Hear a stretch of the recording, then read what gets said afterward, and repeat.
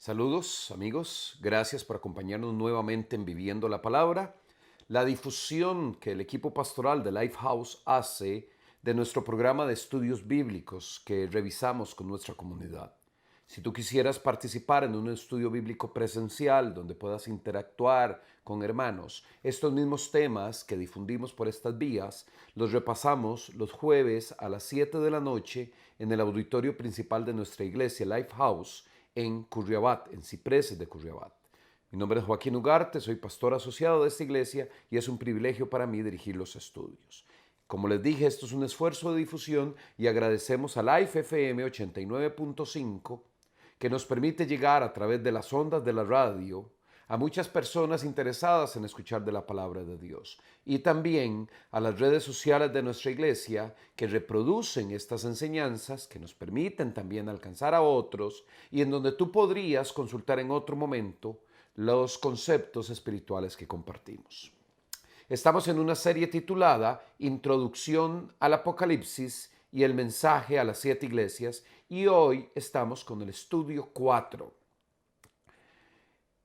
Estamos estructurando los estudios de las cartas a las 7 iglesias del Apocalipsis desde una metodología revisando 6 condiciones que aparecen en cada una de las 7 cartas. Estas condiciones son, número 1, el autor, quien escribe la carta, o el número 2, la iglesia a la que va dirigida, número 3, el elogio que el Señor hace de la iglesia, número 4, el reproche que también le hace a la iglesia, número 5, el mandato y número 6, el consejo. La semana anterior, en nuestro estudio de la semana anterior, tuvimos la oportunidad de estudiar el autor y la iglesia de la carta a Éfeso. En el autor identificamos al Señor Jesús, que tiene las 7 estrellas en su mano, que son los pastores de las iglesias, y se pasea en medio de los 7 candelabros, que son las 7 iglesias. Hoy nos corresponde revisar las otras partes de nuestro estudio metodológico. Acerca de la iglesia de Éfeso, el Señor Jesús en su carta establece un elogio que procedemos a revisar. Dice así la palabra: conozco tus obras, tu duro trabajo y tu perseverancia. Sé que no puedes soportar a los malvados y que has puesto a prueba a los que dicen ser apóstoles, pero no lo son. Y has descubierto que son falsos. Has perseverado y sufrido por mi nombre sin desanimarte, pero tienes a tu favor que aborreces las prácticas de los nicolaitas, las cuales yo también aborrezco. Este es el elogio que el Señor Jesús, como autor de la carta, establece para la iglesia de Éfeso. Yo quisiera utilizar con este elogio una metodología que es válida cuando estudiamos la palabra de Dios. Y se trata de tomar el texto, en este caso el elogio, e identificar partes principales y estudiarlas una por una. Por ejemplo, en el elogio que el Señor Jesús establece para la iglesia de Éfeso, lo establece diciendo, yo conozco. Esta palabra conozco es oída. Indica un conocimiento pleno y completo del Señor de cada una de las 7 iglesias. No es que esté conociendo, es decir, que no haya una adquisición progresiva de conocimiento. Dios conoce a su iglesia. El Señor Jesús conoce a las iglesias y la conoce de una manera absoluta. Eso me recuerda, esto es una observación pastoral, que Él conoce a su iglesia mejor de lo que la iglesia se conoce a sí mismo y nos conoce a nosotros mejor de lo que nosotros nos conocemos. El Señor Jesús te conoce como tu Salvador y conoce a su iglesia. Además de establecer que conoce de una forma absoluta a su iglesia, estamos tratando de entender a mayor profundidad del mensaje. Cuando el Señor dice yo conozco, es que conoce absolutamente bien en todos sus detalles, de forma perfecta. Además de eso, dice que conoce el duro trabajo. Y aquí también tenemos una condición lingüística que nos permite entender mejor el mensaje. Duro trabajo es una palabra kopos, que indica trabajo hasta el punto del sudor y quedar extenuado. Es decir, los efesios eran obreros diligentes para la causa del reino, no espectadores. Esto es una muy linda, eh, este, es un muy lindo reconocimiento que el Señor Jesús hace de los miembros de esta iglesia. Eran esforzados. La iglesia se construye con gente esforzada, con gente comprometida, y el Señor Jesús reconoce eso. Es más, establece que también reconoce la perseverancia de los efesos. Y perseverancia es una palabra que originalmente es upomone y es paciencia ante situaciones penosas, la aceptación valiente de la verdad. No es una perseverancia que simplemente es seguir haciendo lo mismo, no, es mantenerse en una posición correcta a pesar de la adversidad. Y esto es también un hermoso reconocimiento del Señor Jesús hacia los miembros de aquella iglesia. Se mantenían, pero se mantenían a pesar de la adversidad. Recuerda, como estudiamos en el estudio anterior, que los reconocimientos, los elogios y también la denuncia del pecado que el Señor hace de cada una de las iglesias, también tiene que ver con las características de la historia de la iglesia. Es decir, el Señor reconoce a lo largo de la historia también a aquellos que han sido perseverantes, que se han mantenido fieles a pesar de la adversidad. La historia de la iglesia está llena de ejemplos, de misioneros valientes, de mártires, de personas que entregaron su vida para la edificación de la iglesia de Cristo. Y el Señor Jesús reconoce eso. En cuanto al elogio, también se establecen otras enseñanzas. Dice, no puedes soportar a los malvados y que has puesto a prueba a los que dicen ser apóstoles, pero no lo son. Y has descubierto que son falsos. Sobre esto, mis queridos estudiantes, permítanme hacer una referencia que encontramos en Hechos capítulo 20, los versículos 28 al 31. Y es un comentario del apóstol Pablo. Dice así, tengan cuidado de sí mismos y de todo el rebaño sobre el cual el Espíritu Santo los ha puesto como obispos para pastorear la iglesia de Dios que él adquirió con su propia sangre. Recuerden que la carta que estamos hablando es una carta dirigida a los pastores. Sé que después de mi partida entrarán en medio de ustedes lobos feroces que procurarán acabar con el rebaño. Aún de entre ustedes mismos se levantarán algunos que enseñarán falsedades para arrastrar a los discípulos que los sigan. Así que estén alerta, recuerden que día y noche durante 3 años no he dejado de amonestar con lágrimas a cada uno en particular. Esto lo encontramos en Hechos 20, 28, 31. Por cierto, en nuestro estudio anterior utilizamos esta referencia al versículo 31 para confirmar que Pablo había dedicado 3 años de su ministerio a la iglesia de Éfeso, a la iglesia que estamos, a cuya carta estamos estudiando. Entonces aquí Pablo explica aún más, dice que el propósito de esos 3 años fue defender a la iglesia de falsos profetas o falsos maestros. Y esto ha sido una preocupación del Señor Jesús para con las iglesias a lo largo de toda la historia.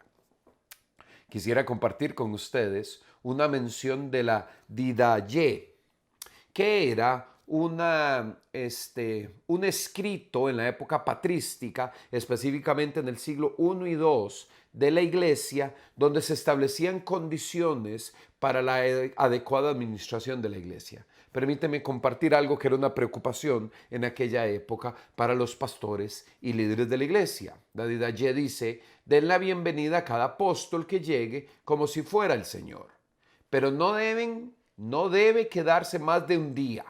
Sin embargo, en caso de necesidad, al día siguiente también. Si se queda 3 días, es un falso profeta.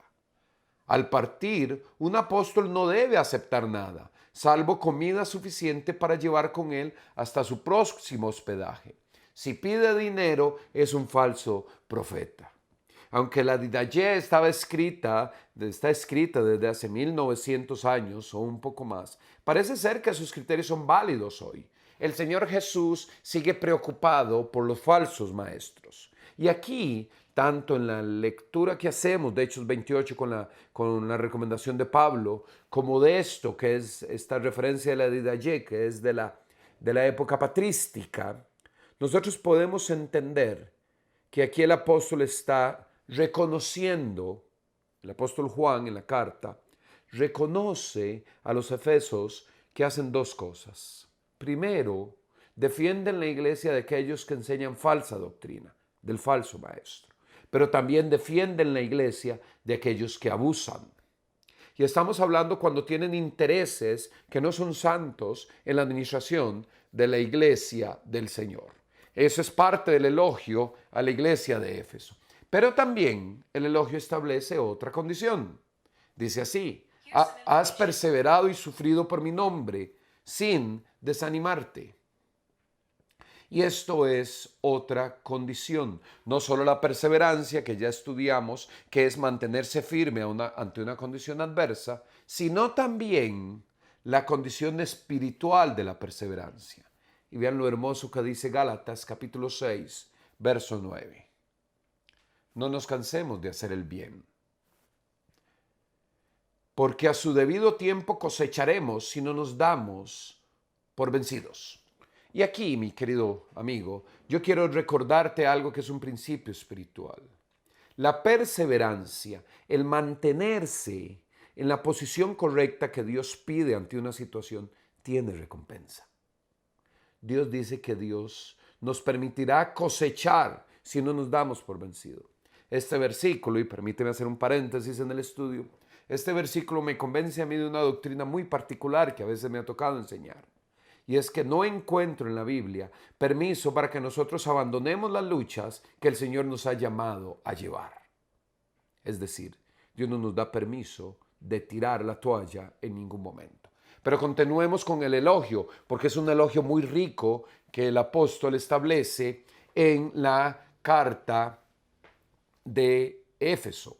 Es un elogio muy sabroso, muy rico, que dice cosas. Porque el elogio también dice: tienes a tu favor que aborreces las prácticas de los nicolaitas, las cuales yo también aborrezco. Y sobre este tema de las prácticas de los nicolaístas hay alguna controversia teológica, porque no hemos logrado establecer con precisión a qué se refiere el tema de las prácticas de los nicolaitas. La principal interpretación es que se debe a Nicolás, uno de los diáconos de la iglesia primitiva que después se desvió de la fe. Pero independientemente de eso, nosotros debemos de señalar que era un reconocimiento porque cumplían una condición que era especial.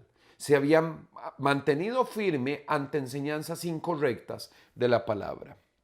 Permíteme decir, y es un detalle muy interesante, que este elogio que le da el apóstol se relaciona también con un cuestionamiento o un reclamo que se le hace a la iglesia de Pérgamo, que podremos estudiar en otro momento.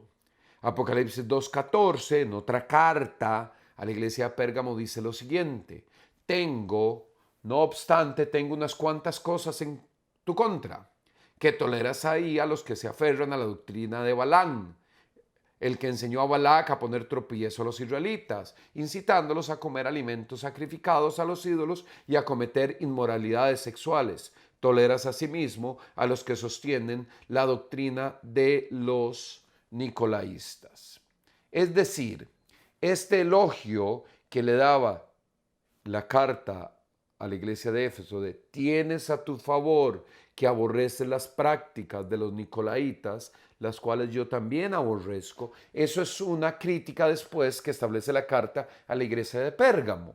Es como un amarre entre las dos cartas. Se le reconoce a los Éfesos como un elogio, pero es un reproche para la iglesia de Pérgamo.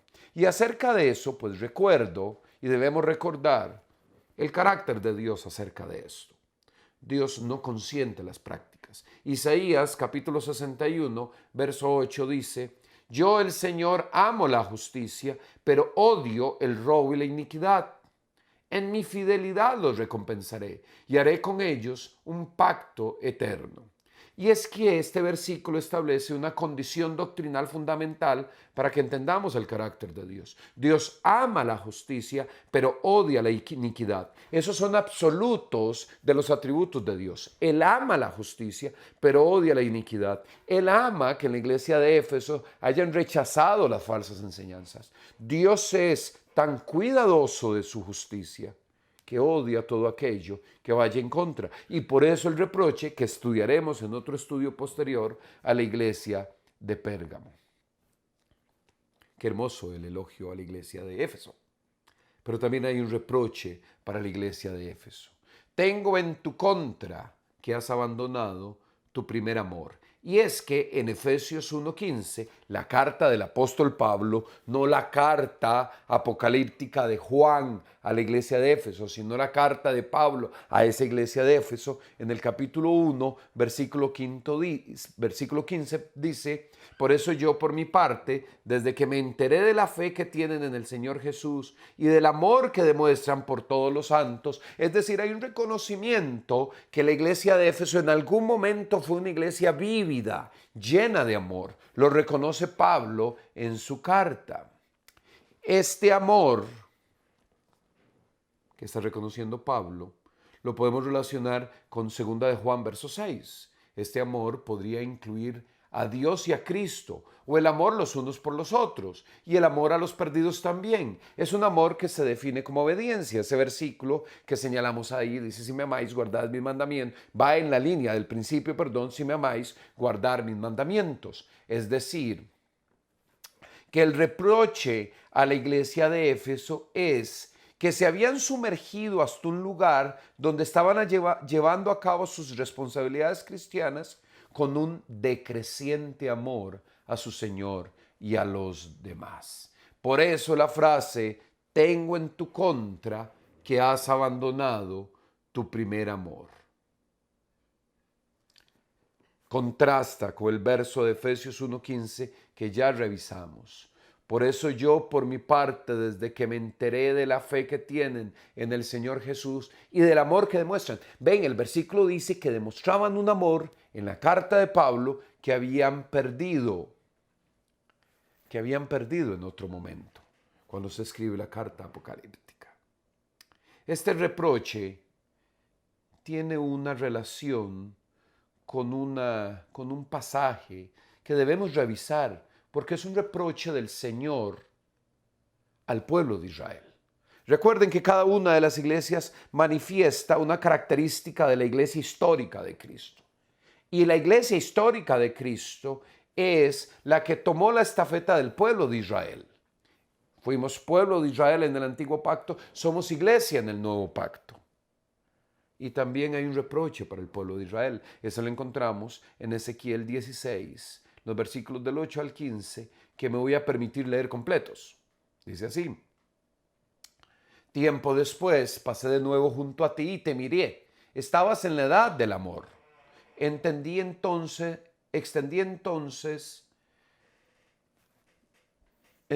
entonces mi mano sobre ti y cubrí tu desnudez. Me comprometí e hice alianza contigo y fuiste mía, lo afirma el Señor Omnipotente. Aquí está hablando Dios de lo que hizo. Te bañé, te limpié la sangre y te perfumé, un poco lo que hace Jesús por nosotros. Te puse un vestido bordado, nos dignifica Jesús, y te calcé con finas sandalias de cuero, te vestí con ropa de lino y de seda. No puedo dejar de pensar en la parábola del hijo pródigo cuando leo esto. Te adorné con joyas, te puse pulseras, collares, aretes, un anillo en la nariz y una hermosa corona en la cabeza. Me recuerda las palabras de Pablo acerca de la iglesia, donde dice: a fin de presentársela a sí mismo sin mancha y sin arruga, la obra de Jesucristo por su iglesia.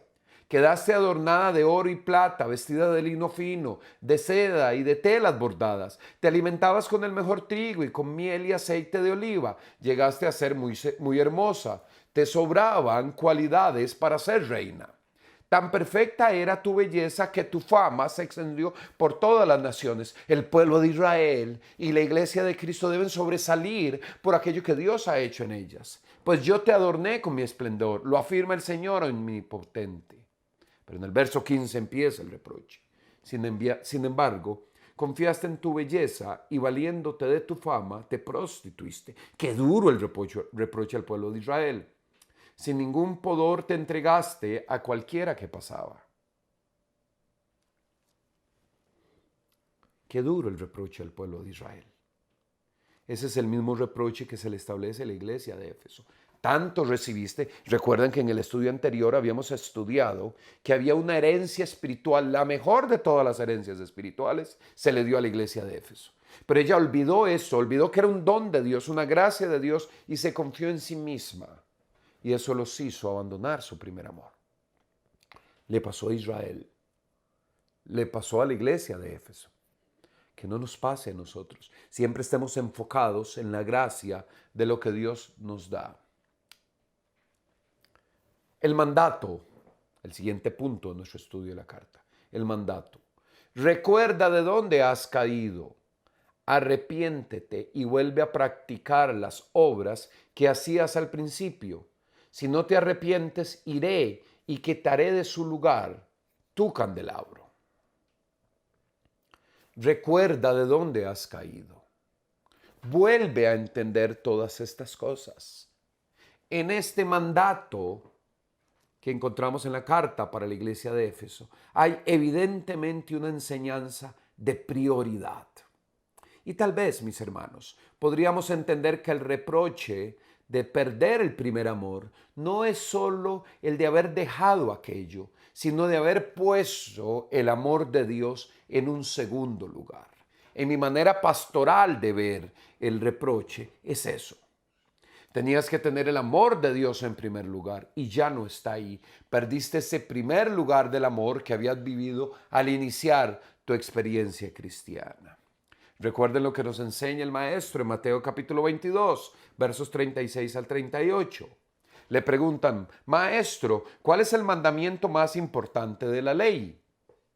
Ama al Señor tu Dios con todo tu corazón, con todo tu ser y con toda tu mente, le respondió Jesús. Este es el primero y el más importante de los mandamientos. Permíteme aquí hacer una pausa y repasar un modelo de confrontación a los creyentes que el pastor Richard Mayhew encuentra en esta carta. Y me pareció muy bonito al estudiarlo porque debemos imitar ese modelo de confrontación. El pecado debe ser confrontado, pero debe ser confrontado como Jesús lo hace en las cartas a su iglesia. Déjame decirte que este modelo de confrontación tiene un primer paso que es confrontar con amor y con meta de restaurar. Un segundo paso que dice que el estímulo precede a la corrección. Me detengo aquí. Confronta con amor. Tienes que confrontar a aquel que amas y con un único objetivo de restaurarlo. Y antes de corregirlo, debes de estimularlo. Lo hizo Jesús en cada una de las 7 cartas a la iglesia. El tercer punto es que el problema debe ser declarado de forma concisa y abierta. Los problemas deben ser dichos de forma puntual.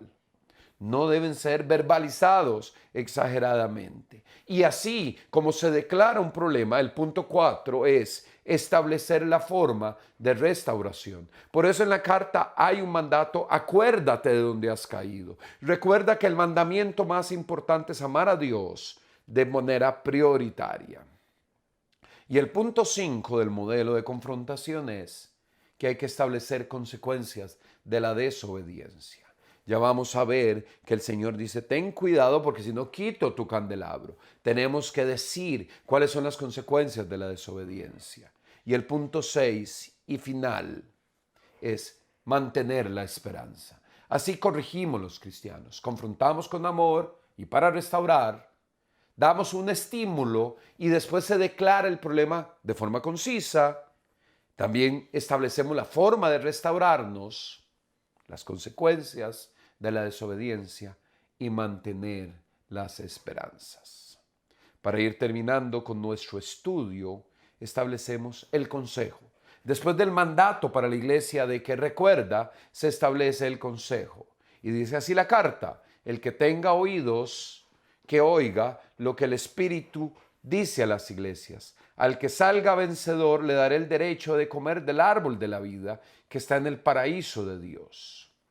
Y me encanta porque esto establece un carácter universal de cada carta. El consejo no es solo para la iglesia de Éfeso, es universal. Al que oiga, que aplique esto.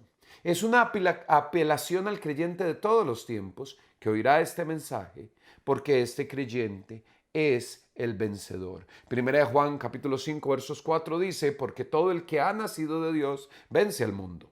Esta es la victoria que vence al mundo, nuestra fe. ¿Quién es el que vence al mundo? Sino que el que cree en Jesús, que Jesús es el Hijo de Dios. Todos los creyentes somos vencidos. Y también, por supuesto, una hermosa reflexión y una hermosa enseñanza bíblica también del libro de Apocalipsis. Lo encontramos en el capítulo 22, los versículos 1, 2, 14 y 19. Dice así, luego el ángel me mostró un río de agua viva, de vida, claro como el cristal que salía del trono de Dios y del Cordero, y corría por el centro de la calle principal de la ciudad. A cada lado del río estaba el árbol de la vida, que produce 2 cosechas al año, una por mes, y las hojas del árbol son para salud de las naciones. Dichosos los que lavan sus ropas para tener derecho al árbol de la vida y para poder entrar por las puertas de la ciudad.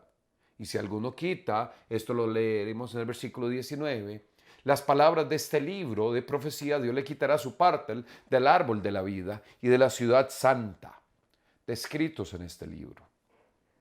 Déjame terminar el estudio de la iglesia de Éfeso con una frase.